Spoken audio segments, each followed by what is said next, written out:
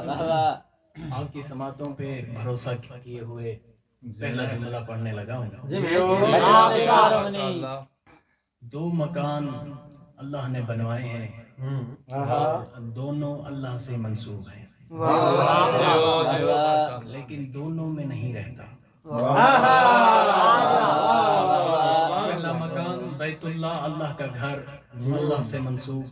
دوسرا مقام عرش معلی، یہ بھی دونوں مقام منسوب ہیں اللہ سے، لیکن دونوں میں نہیں رہتا.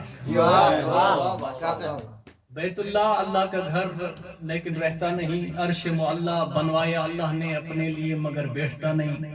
آئیں پھر پوچھتے ہیں سب مل کے اللہ رب العزت سے، آئیں مل کے مطالعہ کرتے ہیں تاریخ میں ہمیں ملتا کیا ہے. اللہ سے جب میں نے خصوصاً مطالعہ کر کے پوچھا، اللہ سے دعا کر کے پوچھا، امیر المومنین کی بارگاہ میں بالخصوص میں نے کہا آپ نے بیت اللہ بنوایا اپنے لیے مگر وہاں پہ رہے نہیں، آپ نے عرش معلی بنوایا اپنے لیے مگر وہاں پہ بیٹھے نہیں. اللہ نے فرمایا ثاقب نجم پھر مطالعہ کر پتہ چل جائے گا. میں نے مطالعہ شروع کر دیا، مجھے ملا محمد مصطفیٰ دنیا میں آئے. پھر اللہ نے ایک دن محمد مصطفیٰ کو معراج پہ بلایا، معراج پہ بلا کے محمد مصطفیٰ کی جوتیوں کو عرش پہ رکھوایا. مجھے پتا چل گیا کہ اللہ نے یہ عرش بنوایا کیوں تھا، اور 13 رجب کو علی کو کعبہ میں بھیج کے بتایا کہ کعبہ بنوایا کیوں تھا.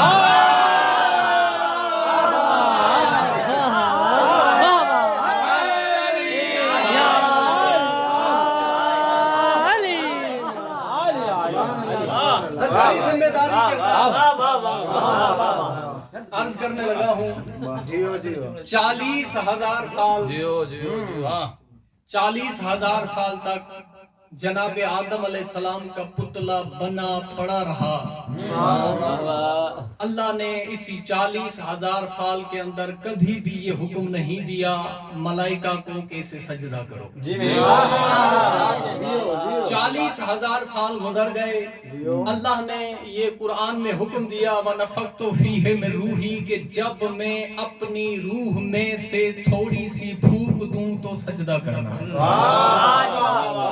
اب میں ترجمہ کیا کروں، آپ پڑھے لکھے حضرات تشریف فرمائیں. وَنَفَخْتُ فِيهِ مِن رُوحِي یعنی تھوڑی سی روح میں سے تھوڑی سی پھونک دوں پھر سجدہ کرنا. اس آیت میں پتہ یہ چلتا ہے کہ کوئی روح بھی ہے اور کوئی پھونک بھی مار رہا ہے. وَنَفَخْتُ فِيهِ مِن رُوحِي اپنی روح میں سے تھوڑی سی پھونکوں پھر سجدہ کرنا. اور بڑی سی ذمہ داری، 2 باتیں بیان کر کے میں آپ سے اجازت لوں گا کہ میں بتانا یہی چاہتا ہوں کہ آدم کو سجدہ کب ہوا اور کعبے کو سجدہ کب ہوا. آدم علیہ السلام نے تھوڑی سی روح آ گئی اور فرشتوں نے سجدہ کر دیا، اور وقت گزرتا رہا. 2 ہجری تک کا میں ضامن ہوں، کعبے کا طواف ہوا ہے، سجدہ نہیں ہوا. کیوں وجہ کیا تھی؟ وجہ یہی تھی کیونکہ آدم علیہ السلام بھی مٹی اور پانی سے بنے ہوئے تھے اور کعبہ بھی مٹی اور پانی سے بنا ہوا تھا. بھائی دیکھیں، آدم علیہ السلام نے تھوڑی سی روح بھیجی اور سجدہ کروایا، کعبے نے اپنی پوری روح بھیجی پھر سجدہ کروایا.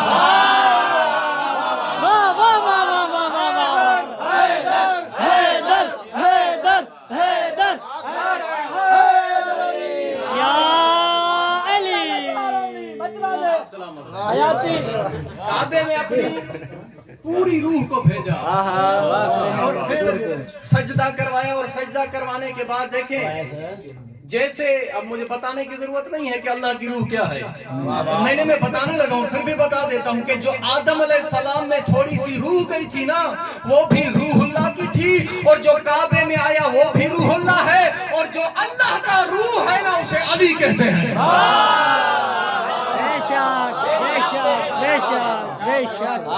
اچھا میرے مولا آ گئے، مزید تفصیل سے قبلہ پڑھیں گے. جیسے میرے مولا کعبے میں آئے، حکم دیا محمد مصطفیٰ کو، جا میرا حبیب علی کو لے آ، جا میرا حبیب لے آ. اچھا کس سے حکم ہو رہا ہے؟ محمد مصطفیٰ کو. یہ وہ نبی ہے اللہ کے جو قرآن لینے کے لیے نہیں گئے، انجیل لینے کے لیے عیسیٰ کو جانا پڑا. زبور لینے کے لیے موسیٰ علیہ السلام کو جانا پڑا، لیکن اللہ نے فرمایا میرے حبیب آپ کو قرآن لینے کے لیے آنے جانے کی ضرورت نہیں ہے، آپ بستر میں ہوں گے قرآن بستر میں آئے گا، آپ میدان میں ہوں گے قرآن میدان میں آئے گا، آپ عشیر میں ہوں گے قرآن عشیر میں آئے گا، آپ غدیر میں ہوں گے قرآن غدیر میں آئے گا۔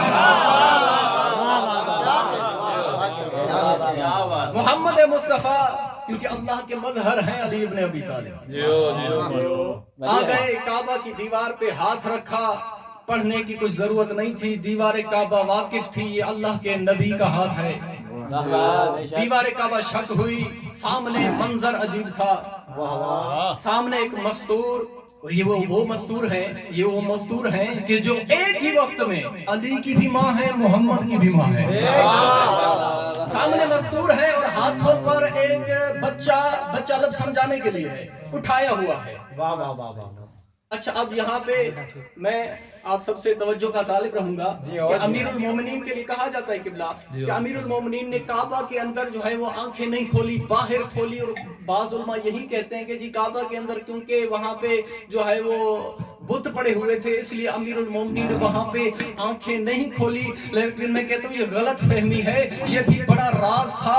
یہ راز کیا ہے وہ راز بتانے لگا ہوں کہ جب جناب فاطمہ بنت اسد علی ابن ابی طالب کو باہر لے کے آئی ہے نا، پھر کہنے لگی بیٹے محمد ابھی علی نے آنکھیں کیوں نہیں کھولی، میں چاہتی ہوں علی میرے سامنے آنکھیں کھولے، میں جانتی ہوں میرے بیٹے کی آنکھیں عین اللہ ہی ہیں، میں جانتی ہوں، میں چاہتی ہوں کہ میرا بیٹا آنکھیں کھولے میں تاکہ اللہ کی توحید کو دیکھوں۔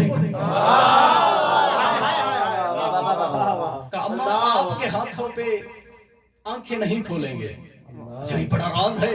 محمد مصطفیٰ کے ہاتھوں میں علی بن ابی طالب آئے اور آنکھیں کھولی۔ یہاں پہ ایک جملہ کہوں گا کہ اور آپ سے خصوصاً دعا لینے کے لیے کہ جب امیر المومنین نے آنکھیں کھولی اور محمد مصطفیٰ کے چہرے کی زیارت کی تو کہتے ہیں یہاں پہ جملہ میں نے جو تحقیق کی ہے مجھے یہی ملا ہے، اور جملہ کہنے پہ میں مجبور ہو چکا ہوں کہ علی بن ابی طالب کو اللہ نے منع کیا ہوگا، کہا ہوگا 30 سال ہو گئے ہیں میں نے اپنے حبیب کو بھیج دیا ہے اور اپنی آنکھوں سے اپنے حبیب کو نہیں دیکھا۔ یا علی جب آپ چلے جانا نا اپنی آنکھیں کھول کے سب سے پہلے میرے محمد کو دیکھنا، میں تیری آنکھوں سے اپنے حبیب کو دیکھوں گا۔